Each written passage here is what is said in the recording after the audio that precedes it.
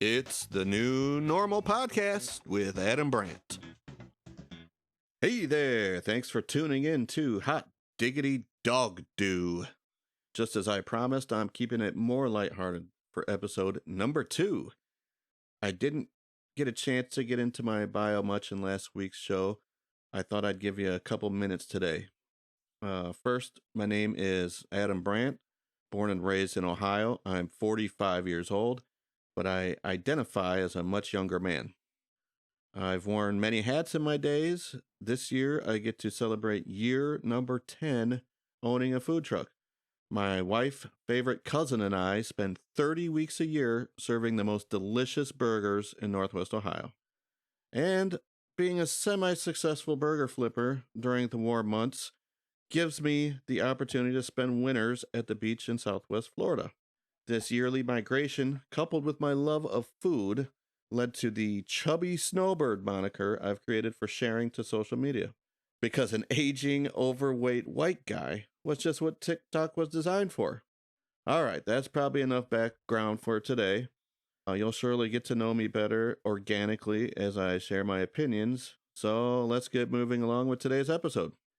First off, I got to say that I'm a huge animal lover. I've always loved dogs, and I don't even mind cats. And when I was younger, we had hundreds of rabbits that we raised. I just loved animals.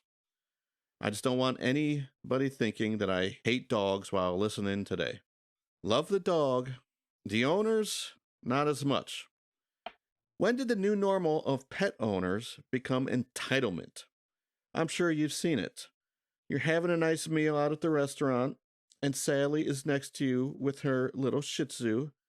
Sally's Shih Tzu was quiet, well-behaved, and unnoticeable until Larry shows up with his fucking Labrador. As if having a nice meal has gotten easier post-COVID, let's add squirming, barking, pissing dogs to the equation. I don't remember this phenomena when I was growing up. It does seem more prevalent at the outdoor restaurants here in Florida, but it's growing more popular in Ohio as well. I get it. You love your dog so much that you feel the need to take them everywhere. Back in the day, if you saw a dog at some public place where dogs weren't normally invited, like the mall or the movies, 99% of the time, it was because they were walking around a blind person. I never could figure out how the retriever helped the blind dude watch City Slickers back in the 80s. But anyhow, there just wasn't a bunch of dogs in public, except for normal places, like the dog park. Whoa, it sounds like we're getting our first call to the show. Hello, you're on the air.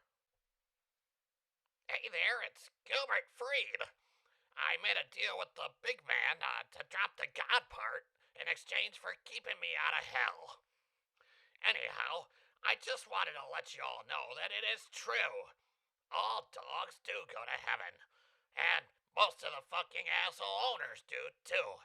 You can't walk down the streets up here without stepping in dog shit. It's heaven though, so the shit feels like warm chocolate pudding and tastes like marshmallows. Gotta run, it's Elvis' birthday. Wow, that's great. Gilbert Gottfried's ghost. That is fucking crazy. Well, I guess sounds to me like if you're a big s'mores fan, maybe it's time to start behaving. Now, where were we? When did this emotional support pet thing get so popular?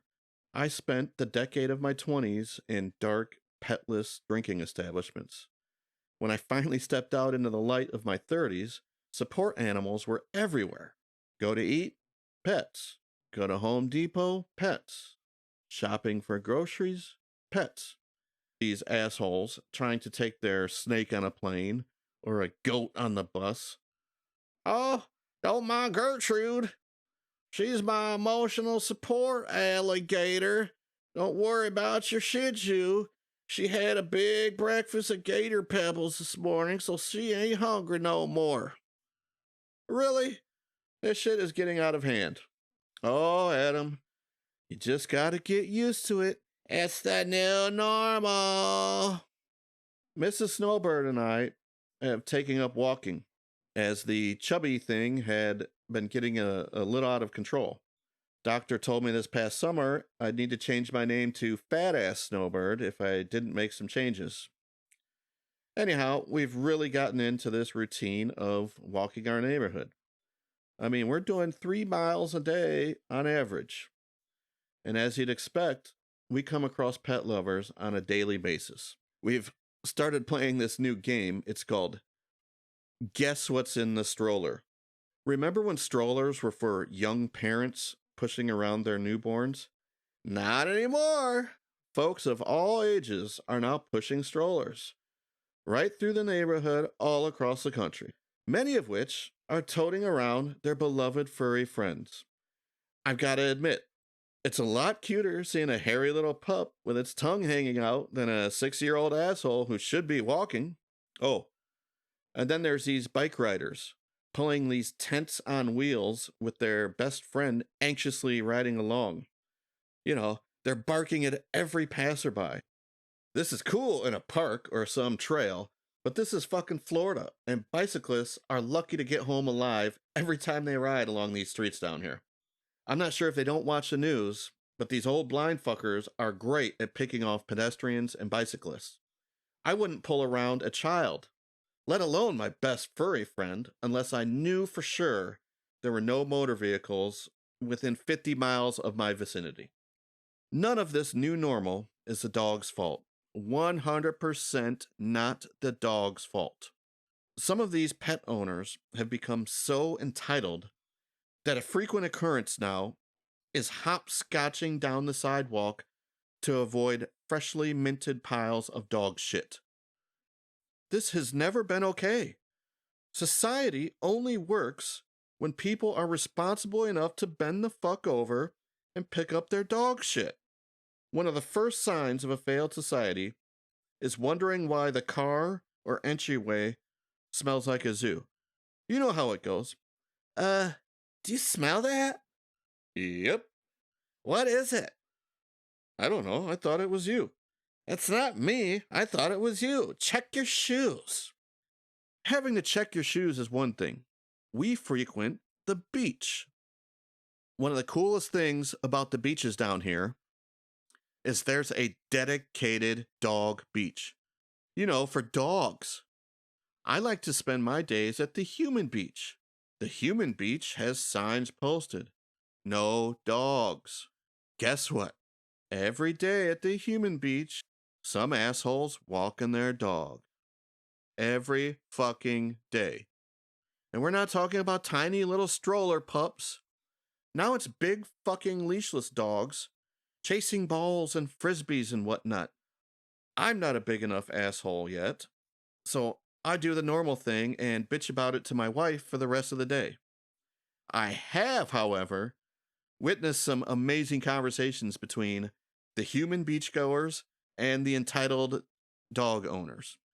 Hey there, lady. Are you fucking blind? Is that your seeing eye, dog? Oh no, it's just my dog. Oh, okay, so you just can't fucking read. There's a sign, no dogs. And the dog beach is about 100 yards that way, lady. Oh, fuck off. He's not hurting anyone. Blah, blah, blah, blah, blah. I don't like taking my dog to the dog beach. The dogs are running around, attacking each other, and pissing and shitting all over. Meanwhile, Brutus is in position. You know, that squat position? You're not sure if you should be staring at Brutus because he's sort of staring at you, and you both got sort of this embarrassed look on your face because you're like, oh man, that dog, he's like right out in the middle of nowhere and he's shitting, and I don't know how I feel about watching him shit, and he doesn't know how to feel about me watching him shit. It's just a weird situation. So Brutus puts down a pile. It looks like it's going to make a great foundation for a sandcastle. And he trots away with his asshole owner. Oh, the waves are washing away. You know one thing? I found it much better to step in shit barefoot at the beach. After the initial grossness wears off, you're happy that all you have to do is rinse it quick in the sea. You don't have to bring that smell in the car with you, and you don't have to have that awkward conversation of who stepped in shit. As much as I love animals, I wonder if the old normal when pets stayed at home or visited normal pet places like PetSmart or the park or the vet. Again, it's not the pet's fault that the human they ended up with happens to be an asshole. Thanks for tuning in to It's the New Normal. Find me on my socials to continue the conversation. Chubby Snowbird on Instagram, TikTok, X, and YouTube. Peace out.